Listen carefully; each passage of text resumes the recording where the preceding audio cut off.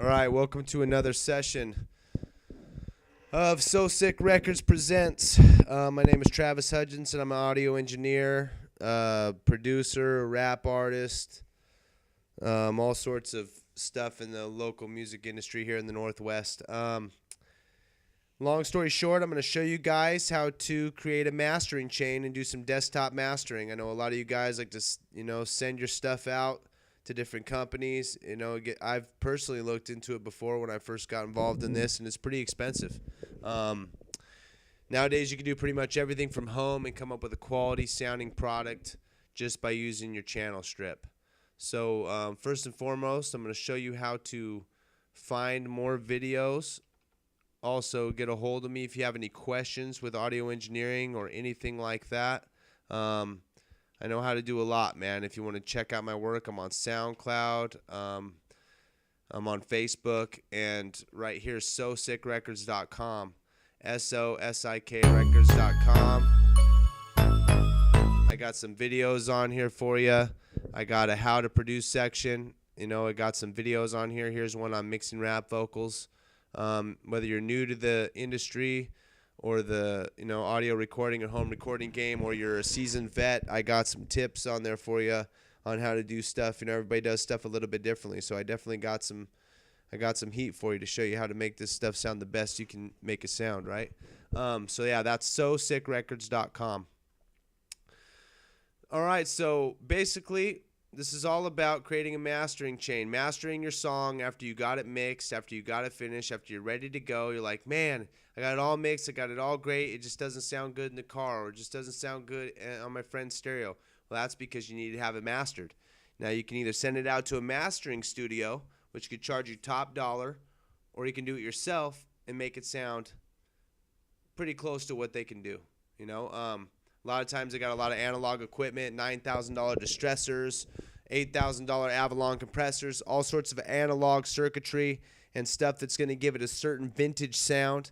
But I guarantee you, if people are listening to your stuff on the streets and you master it yourself using the techniques that I told you, they ain't going to know the difference, bro. This stuff's going to bang. This stuff's going to sound nice. I'm going to show you how to do what I do. So I got a session here. It's all done. I mixed it myself. I produced it all myself. I went elsewhere for the beat. I got this beat from a friend of mine.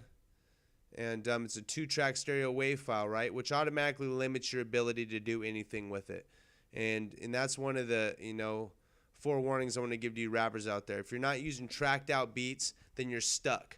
Whatever you got here, whatever violin, whatever 808, whatever drum kit, whatever snare, anything in here that you want to adjust, you're going to be very challenged in doing it. Now, there is some tips and tricks on how to do it, and I ran into it myself. I had a song that was completely done like this. It beat good, but the problem is it beat a little too good, right? The bass was just overpowering it, and the guy who produced the beat before me compressed it in a way where his bass was out of control. But there was something I could do and something I did do to fix it.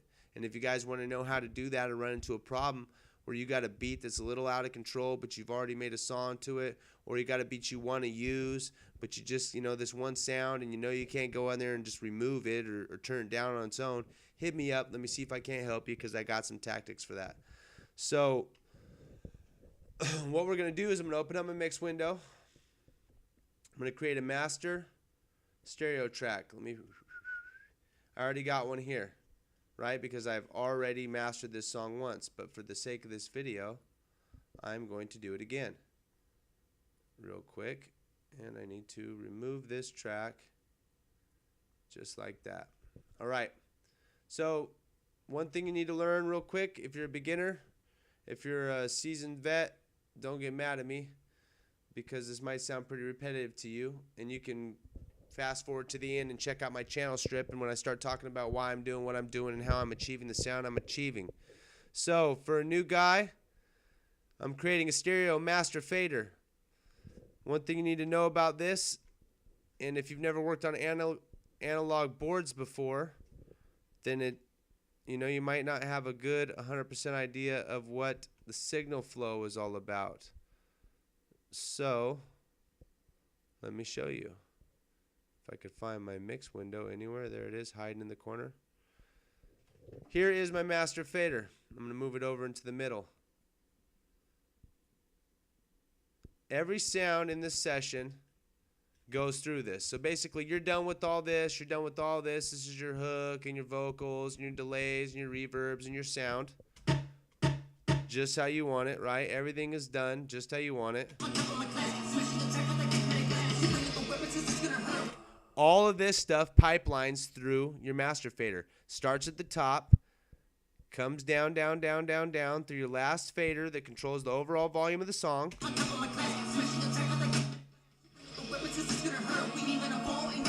And pops out here into your CD player, your MP3 player, your speakers, whatever speakers are coming out.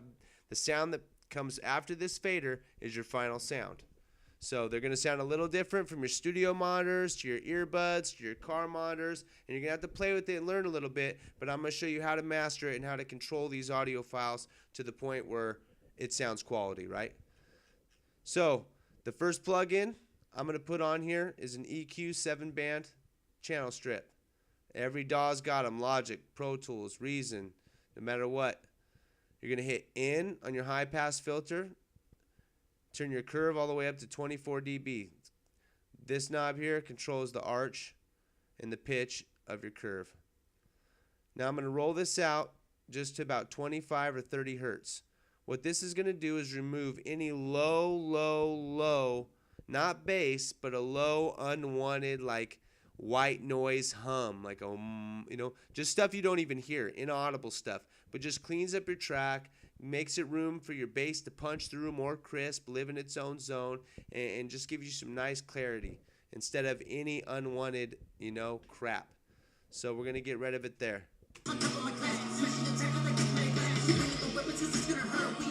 Next is probably one of the most powerful tools I ever put my hands on, and most DAWs have them. You just got to dig around and find them. If you're in Pro Tools, you're going to go to Sound Field, Air Stereo Width. This is an amazing thing.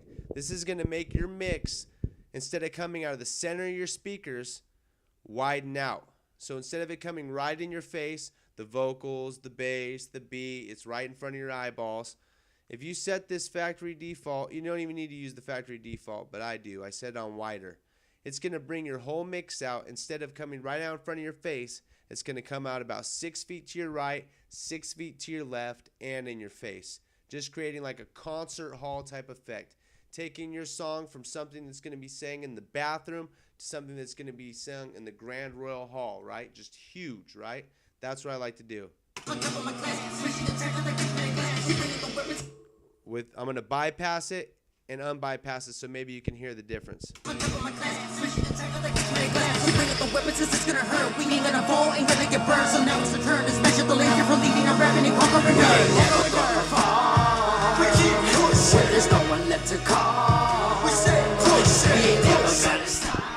Pretty cool effect. I like to set mine on wider, and then I like to tune mine back a little bit till it sounds good. This is something you're going to have to play with. Has all sorts of adjustments in here, but when it comes to mastering, you can, make the vocals go out to the right and left, with your mids up the middle, or your bass in your face, or your bass on the sides. It's going to separate your instruments, separate your vocals, and give you a nice, wide mix.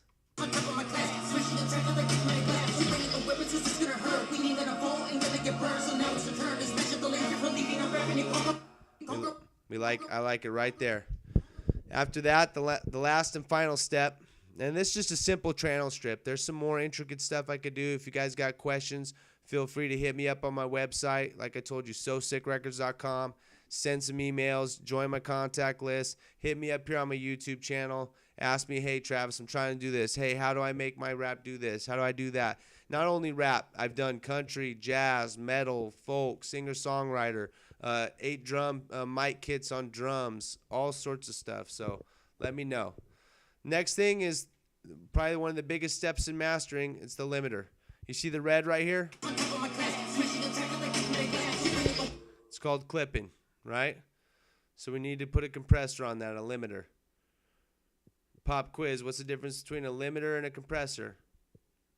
Nothing, right? A compressor is a ratio up to 10 to 1. 10 to 1 and on, it's called a limiter. They're the same thing. So I'm going to go dynamics here. I like the L3, LL Ultra. Doesn't matter. They all do the same thing. Some of the plugins will give you a different sound. One will have like a little warm sound. I just use this one because I'm familiar with it. So let's check it out.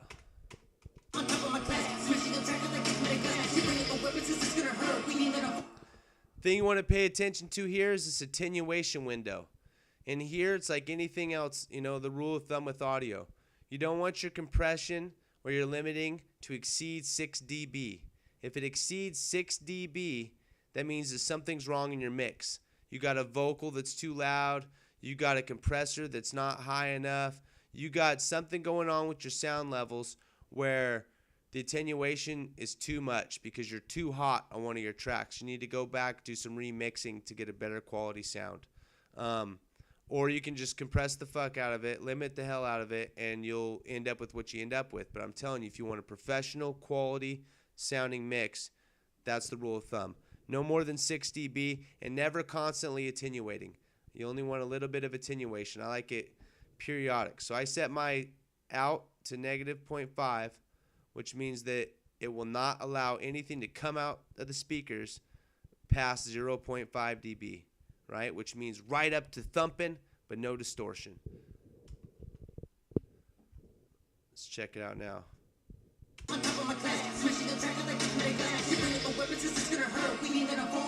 You see that? That's periodic attenuation. It's not always constantly red, and it never exceeds 6 dB.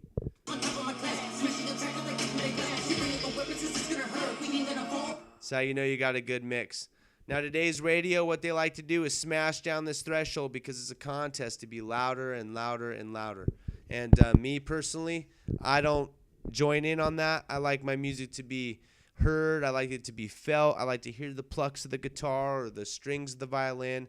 I'm not with this whole make it louder, louder, louder, louder, louder, because the louder it is doesn't mean the better it is. And the louder you get, the harder it is for your ears or your fans' ears to perceive your sounds and to feel your music and to touch their hearts, right? So if you're going for that maximum loudness, if you want that, that 50 Cent, you want that loud, I love 50, right? But that new wave radio music, right? Where it's just pounding out your speakers as loud as you possibly can, then that's when you start to pull this threshold down. And that's how much you're going to compress, how much you're going to limit this track.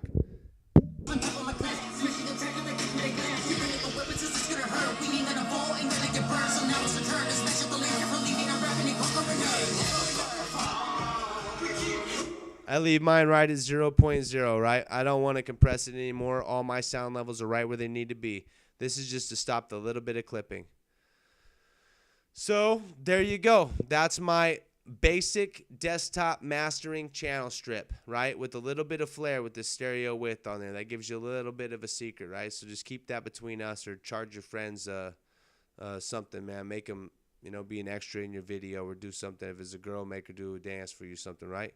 That's how I like to do it, right? So this is the basic mastering channel strip. If you guys got more questions about more advanced desktop mastering, hit me up, let me know. Any other questions, check me out. Like I said, once again, my website is SoSickRecords.com. Feel free to hit me up on there, ask me any type of questions you want. I got all sorts of free merch on there, all sorts of cool stuff. And most importantly is I got that how to produce section, right? So I basically took you right here from mixing the best rap vocal to how to master it, right? So if you're working with a 2-track stereo wave file and you've never recorded before, you're basically on to making a whole song, right? I got some more info on effects, on how to do certain stuff with aux sends and stuff like that I could share with you. Just feel free to hit me up, man. Thanks for tuning in. Like I said, SoSickRecords.com. Travis Hudgens, a.k.a. Mr. Mac, and I'm out.